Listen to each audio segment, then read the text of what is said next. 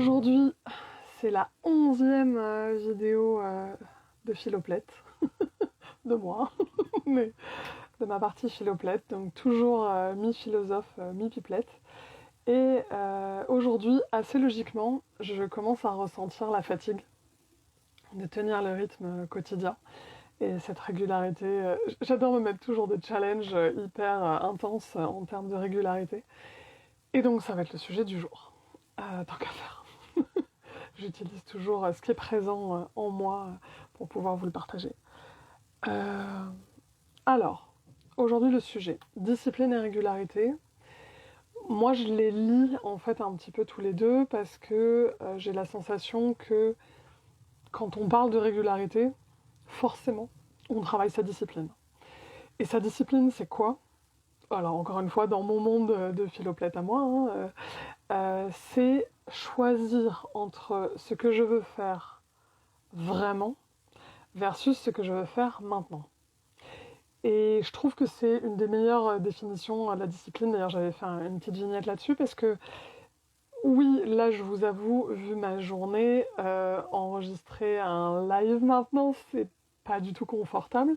Et c'est le but, en fait, de la régularité, c'est que ça ne peut jamais être confortable sur la durée parce qu'en fait, même si on organise hyper bien sa vie et qu'on adore ça, il y a de toute façon des facteurs qui nous tombent dessus de hasard, de changement de programme, etc. Enfin bref, la vie quoi. J'aime bien cette phrase qui dit l'homme planifie et Dieu rit. Bon bah voilà, c'est un peu ça. Et donc au moment... c'est une blague bien sûr, mais voilà, dans cet endroit de toute façon la vie va se passer comme elle a envie un peu de se passer, et bah comment est-ce que vous arrivez à maintenir un cap que vous vous êtes fixé, et ce cap c'est ce que je veux vraiment, c'est ce qui est quelque chose d'hyper important pour moi. Alors pourquoi c'est important pour moi la régularité, et pourquoi est-ce que en plus de cette logique de cycle dont je vous parlais, moi je le travaille très souvent sous forme de challenge. Bon, je le fais parce que ça me fait marrer déjà et que je trouve ça plus rigolo et que c'est plus dense et je trouve qu'on a une meilleure conscience de soi parce que quand on fait quelque chose sur de la régularité, sur un temps très serré comme là, je me suis lancée sur mes lives au moins pendant... J'ai dit un calendrier de l'Avent, donc au moins il y en aura 24, enfin au moins ça sera jusqu'au 24-25 décembre, après on verra ce que j'en ferai, mais en tout cas ça concentre énormément, et donc ça me permet, en tout cas pour moi quand je le vis, d'avoir une très très bonne conscience, d'avoir un temps d'analyse avec ce que j'appelle des data, c'est-à-dire des informations que je récolte sur moi, très très serrées, dans un temps que je peux analyser, enfin en tout cas que mon cerveau, que mon mental peut percevoir en tout cas. Donc c'est pour ça que je trouve que c'est intéressant, et en tout cas c'est pour ça que moi je le fais sous forme de challenge. Pourquoi je vous invite, vous, à travailler votre régularité et votre discipline? Parce que j'ai la sensation qu'en fait ça peut nous aider sur énormément de choses derrière, ça peut avoir, on pourrait dire, des conséquences positives dans plein d'endroits dans notre vie, vraiment à plein d'endroits. La première, déjà je pense que c'est la plus importante, je vous en parlais un peu, c'est qu'on va commencer à avoir confiance en soi. Moi vous voyez, je sais que je suis capable de me lancer des challenges, parce qu'en fait je sais que j'en ai déjà réalisé d'autres, complètement tous différents, hein, mais que j'ai tenu, puis bon j'ai appris on va dire, hein, quand ça marchait pas, quand il y avait des chutes, quand il y avait des erreurs, mais en tout cas je l'ai fait. Et la confiance en soi, c'est très important de le noter, contrairement à l'amour ou à d'autres choses, ça ne se passe que dans l'action. Je ne peux développer ma confiance en moi que dans l'action, donc que dans le faire. Donc, je vous invite quoi? Logiquement, à faire.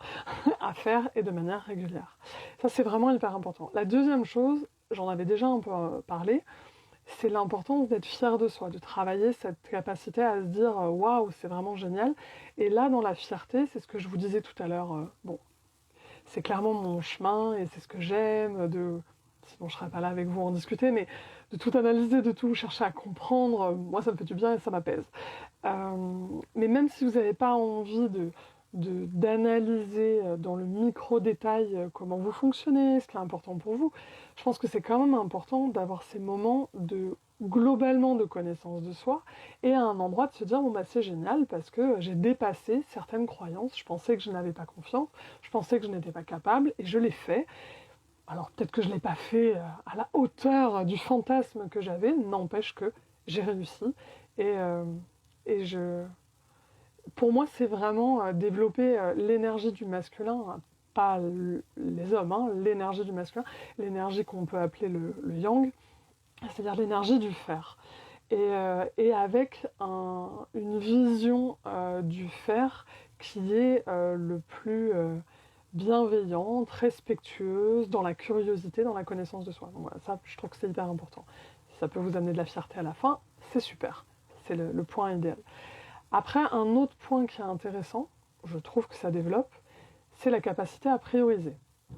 Si vous voulez de la régularité, il va falloir un moment dans votre journée vous dire ça j'enlève, ça je fais, oui, non, avant, je réduis, j'ajuste, je délègue, etc. Et ça, quand on a un profil hyper, alors je vous dis même pas les gens qui ont un trouble de l'attention, j'en reparlerai, les TDAH, je suis pas trop pour la définition, pour moi c'est pas un problème d'attention mais de motivation, mais c'est un autre sujet, ma tête s'emballe. En gros, prioriser en fonction de votre neuroatypie, on va dire ça comme ça peut être ultra compliqué.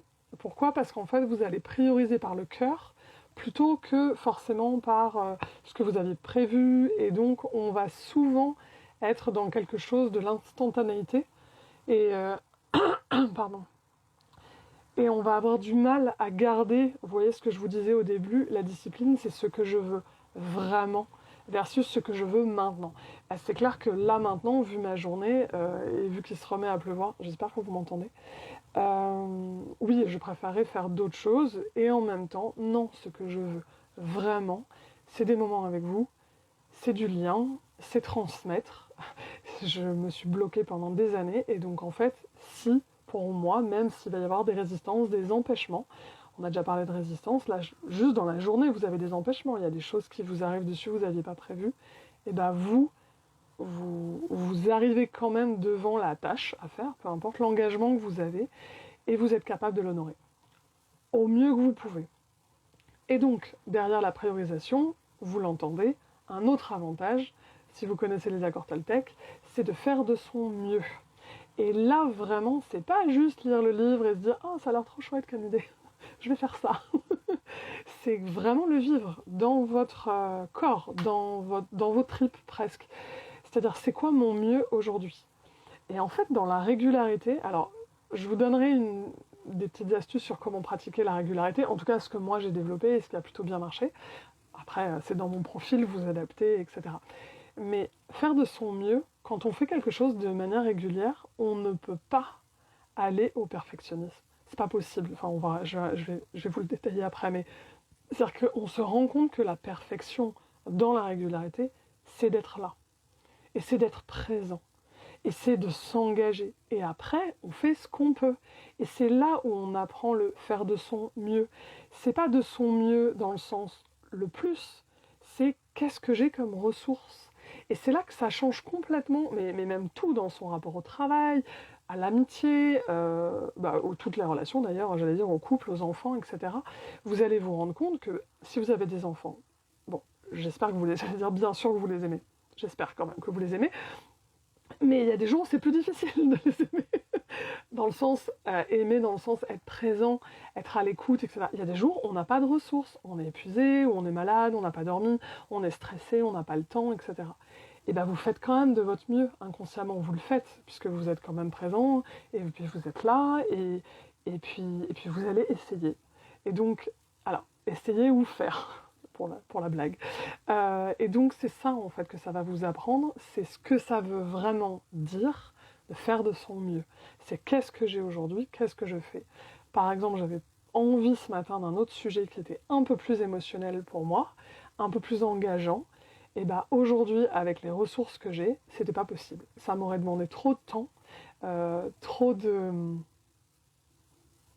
travail trop intense, d'accepter ça émotionnellement et de me lancer, même si c'est le 11e jour et que je commence déjà à avoir l'habitude. Il y a encore des sujets qui sont un peu plus intimes ou personnels. Et donc, je me suis dit, non, prends un autre sujet que tu es capable d'adresser entre guillemets facilement parce que tu l'as déjà fait et qui a du sens aujourd'hui. Et donc c'est pour ça que je viens vous parler de régularité, de discipline. Donc vous voyez, ne serait-ce que dans ma régularité et ma discipline, j'applique tous les jours ce principe de vraiment faire avec mes ressources du jour et faire quand même.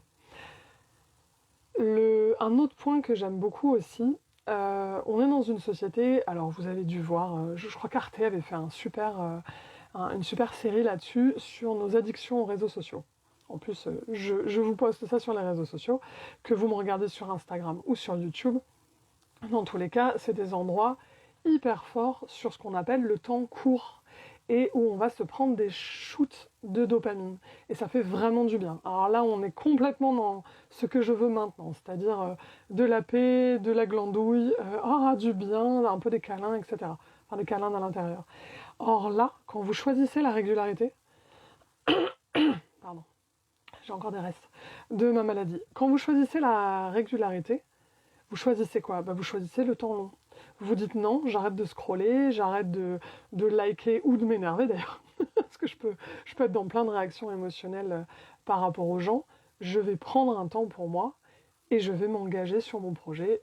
Une autre manière de dire, je vais aller arroser mon jardin où j'ai planté mes graines et si j'y suis pas, si j'y vais pas, ça plantera pas, ça poussera pas. Alors après, bon, il y a la nature quand même qui continue à vivre sans nous bien sûr, mais là je parle vraiment d'un jardin potager où on voudrait avoir une forme de maîtrise dessus. Et justement, c'est les deux derniers points que je voulais aborder avec vous, c'est que quand on travaille comme ça, sur de la régularité, en fait, vous allez vous rendre compte de tout ce que vous analysiez ou pas, peu importe. Encore une fois, vous n'êtes pas obligé de prendre votre pied comme moi, à tout chercher à comprendre et à tout analyser en système, mais quand même, vous allez avoir plein d'infos sur vous. Il y en a une qui est hyper importante, au-delà de ce dont j'ai déjà parlé avant, c'est quelles sont mes valeurs, quels sont mes essentiels. C'est-à-dire que vous allez vous rendre compte que ce qui dure, ce que vous pouvez vraiment faire durer sur le temps long, et bien justement, c'est ce que vous voulez vraiment. Et de temps en temps, on a des fantasmes, de se dire « Ah, j'aimerais ça, ça a l'air chouette », ou on se voit comme ça. Vous savez, c'est comme quand on achète... Là, je vois qu'il y a des femmes qui sont connectées. C'est comme quand on achète des chaussures un peu sexy ou à talons hauts ou dans une couleur un peu incroyable et qu'on se dit quand je vais les porter, je me sentirai sexy. Je me sentirai belle, je me sentirai dans les codes de la féminité. Et bien là, c'est un peu la même chose. De temps en temps, on se lance dans des projets en se disant « Waouh, ça va faire de moi quelqu'un comme ça ». Bon, ça marche autant pas qu'avec les chaussures. C'est-à-dire que vous pouvez toujours porter des chaussures à part avoir mal aux pieds, vous sentir mal, etc. Si c'est pas dans vos habitudes, vous serez mal dedans et vous vous sentirez encore moins belle, sexy, etc., etc. Et là, c'est la même chose. Quand vous commencez un challenge, une régularité, et que je vais pas vous donner le bullshit des 21 jours, j'y crois pas trop. Moi, ça marche pas chez moi. Et je suis pas sûre. Je pense que c'est beaucoup plus compliqué que ça, l'histoire des 21 jours. Après, si vous avez des infos sur pourquoi on dit 21, est-ce que ça a été prouvé, moi, j'ai bien vu qu'il y avait des résistances que j'ai enlevées, comme là, faire des vidéos, ça m'a pris 5 ans. Il y en a d'autres que j'enlève en 4 jours. Donc, il y a des habitudes que j'arrive à installer pendant des cycles plus ou moins courts, plus ou moins longs. Je pense que c'est plus compliqué que ça, donc je vous donnerai pas ce bullshit-là des 21 jours. Mais en tout cas, passer un certain laps de temps, c'est à vous de le trouver. Moi, je sais que c'est à peu près un mois, par exemple. Je sais si c'est quelque chose que j'aurais envie de refaire après. Puisque moi, je suis sur un challenge à rassembler, comme je disais. Et je suis vraiment désolée. Cette importance de savoir si c'est dans mes valeurs, si c'est dans le fameux pourquoi, dans mes essentiels, ça va vous aider à vous dire, je suis peut-être pas obligée de garder la même régularité que vous aviez choisi au début, vous allez pouvoir peut-être espacer les moments, mais vous allez quand même le garder comme une pratique, parce que ça vient nourrir quelque chose d'essentiel chez vous. Je pense notamment aux personnes... je pense à des amis qui ont pratiqué le yoga intensément, qui ont même eu des périodes de formation ou des périodes de pratique intensive. Et puis après, comme je vous dis, c'est des histoires de cycles. Elles savent ce que ça leur fait, ça les nourrit profondément. Et en même temps,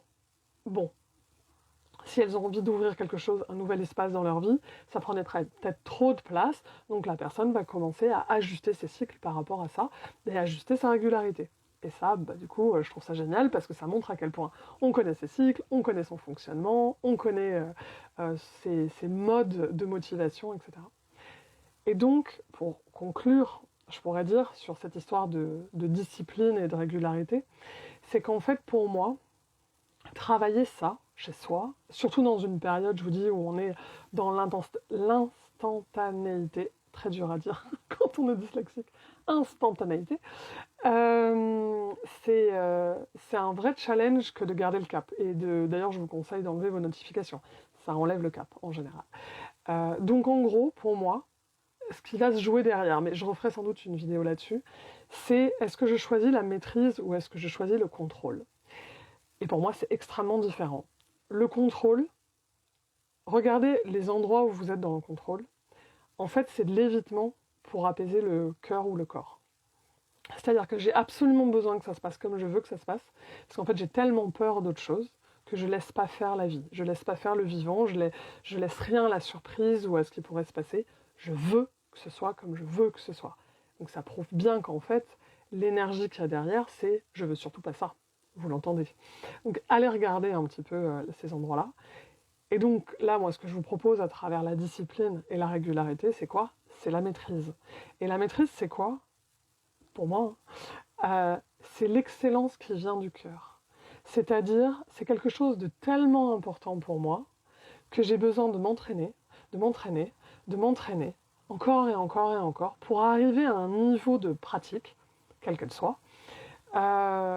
Je vois une amie qui est connectée, qui maîtrise énormément l'art de la broderie et de tout ce qu'elle fait avec les plantes et les teintures.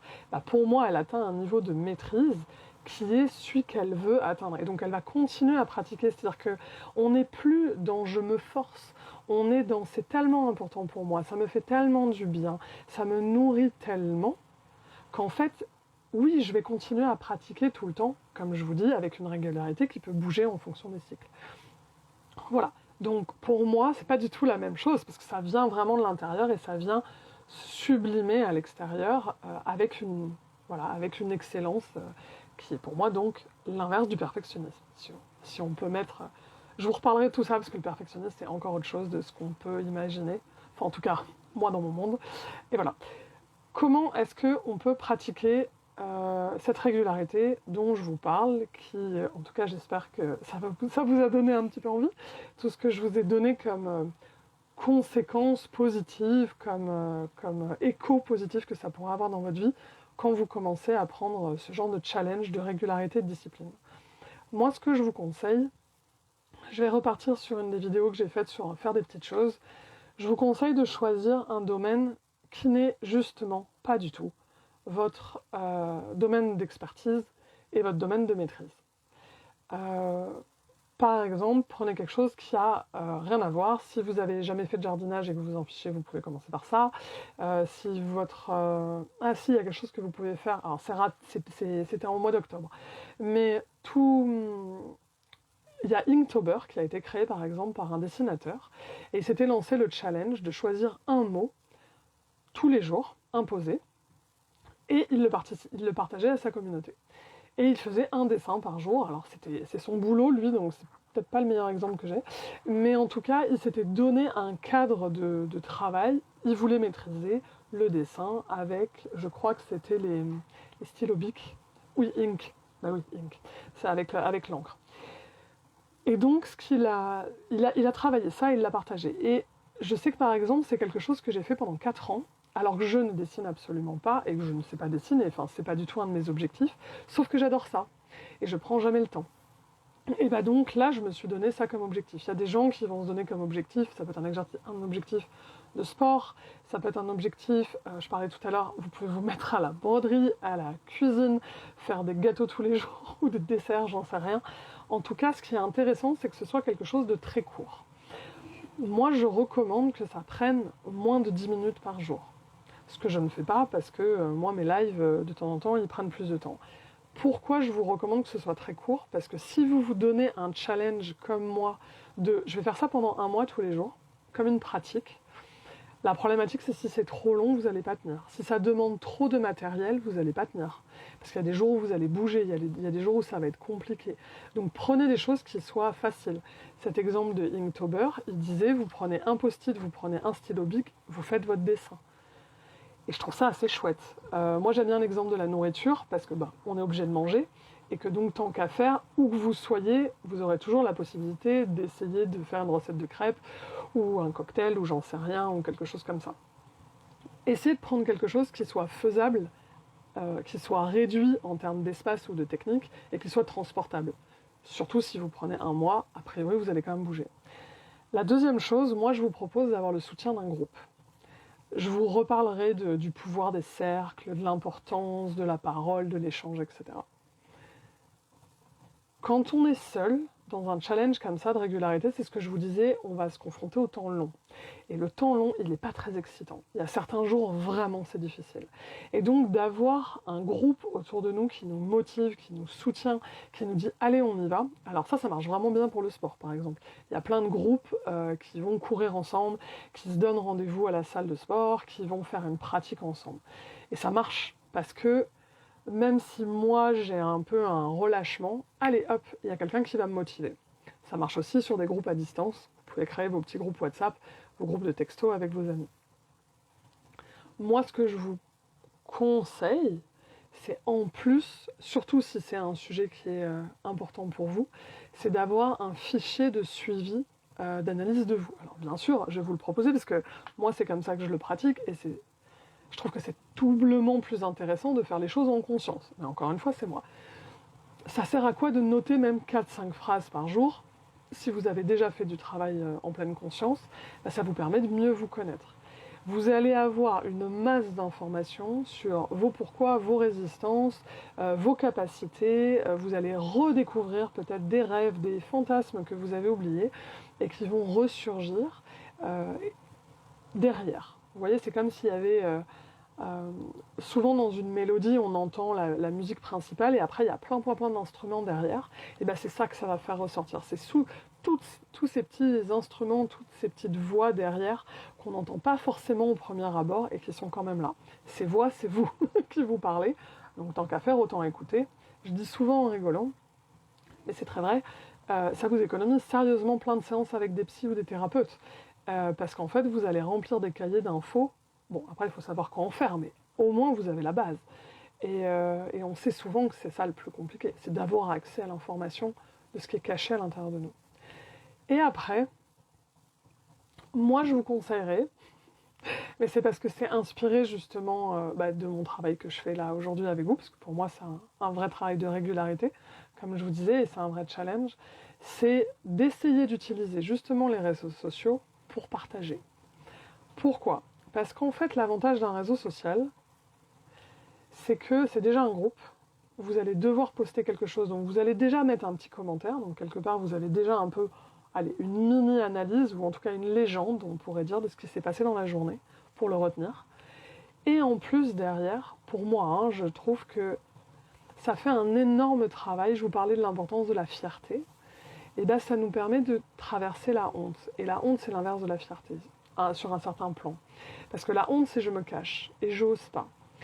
Et quand on a des problématiques de vouloir que tout soit parfait, des problématiques de contrôle, comme je vous disais tout à l'heure, baisser son niveau d'exigence pendant qu'on remonte notre niveau d'excellence et de pratique en montrant que, oui, si je partage tous les jours le travail que j'ai fait, il y a un jour où ce que je partagerai, je l'aimerais pas. J'aimerais pas la lumière, moi je parle de mes vidéos, je vais trouver peut-être que le sujet, je l'ai mal abordé, ou je suis partie dans tous les sens. Avec mon mental, c'est facile. J'ai ouvert trop de bulles et trop de parenthèses, je sais pas. Je me suis... Peut-être qu'émotionnellement, j'étais pas vraiment complètement investie. Peu importe. Pour vous, c'est pareil. Je parlais de Inktober tout à l'heure avec les dessins. Peut-être que vous allez... Moi, j'en ai partagé des dessins, c'était des catastrophes. J'étais pas inspirée, j'avais pas envie, j'avais pas le temps. Mais je l'ai fait, je l'ai partagé. Et ce qui est hyper intéressant, c'est la réaction des gens. Parce qu'en fait, de temps en temps, vous êtes surpris. Il y a des personnes qui trouvent vachement plus intéressant les endroits où vous considérez que vous vous êtes trompé, ou que c'était nul, ou vous vous jugez, etc. Et il y a d'autres endroits où vous étiez hyper fiers de votre dessin, et en fait, il n'y a pas de réaction, les gens s'en foutent. C'est un peu gênant, c'est un peu vexant même, parce qu'en fait, au début, on se dit, mais c'est pas possible. Et bien si, on est tous différents, donc ça voilà. Quand je vous dis que ça nous apprend plein de choses, ça nous fait vraiment traverser qu'est-ce que c'est que l'échec, qu'est-ce que c'est que le raté, qu'est-ce que c'est que réussir, c'est quoi en fait mes vrais objectifs derrière. À nouveau, ça vous permet de découvrir en fait des couches de l'oignon beaucoup plus rapidement en fait, avec une régularité poussée comme ça, un peu en mode challenge. C'est beaucoup plus fort en fait, parce que vous avez accès à une densité beaucoup plus rapidement. Voilà. En tout cas, je vous souhaite de la discipline, je vous souhaite de la régularité. Si vous avez envie de rebondir sur cette vidéo pour vous motiver et faire un challenge, n'hésitez pas à me le partager. Vraiment, ça me ferait plaisir de savoir quel type de challenge vous allez choisir, parce que c'est vrai que je me rends compte que je vous donne à chaque fois des exemples qui sont pris de mon chemin, de mon parcours ou des gens autour de moi, mais forcément mon monde est très réduit, donc n'hésitez pas à me partager d'autres choses, et voilà, ça me ferait plaisir si vous l'avez déjà fait, qu'est-ce que ça a transformé chez vous, voilà, cette histoire de maîtrise versus le contrôle, et qu'est-ce que ça vous a apporté. Et je vous souhaite une belle journée, et j'espère que ça vous aura donné envie de vous lancer dans un challenge. Ciao!